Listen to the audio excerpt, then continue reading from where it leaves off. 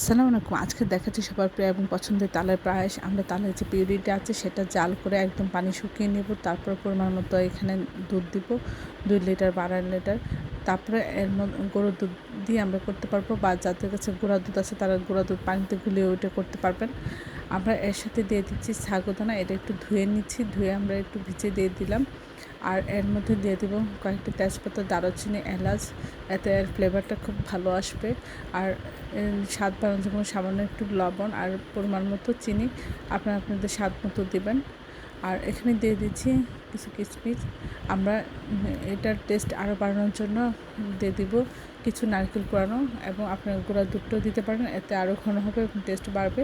এটা এভাবে নাড়াচাড়ে সব কিছু যখন ঠিক হবে তখন আমরা এটা নামিয়ে পরিবেশন করব। অসম্ভব মজা হয়। আশা করি আপনারা এইভাবে একবার হলেও ট্রাই করবেন। সবাই আমার চ্যানেলটি লাইক এবং শেয়ার দেবেন, সাবস্ক্রাইব করবেন এবং প্রিয়জনকে বেশি বেশি করে শেয়ার দেবেন। আমার চ্যানেলে সব রকম রান্নার রেসিপি দেওয়া হচ্ছে, আশা করে দেখবেন।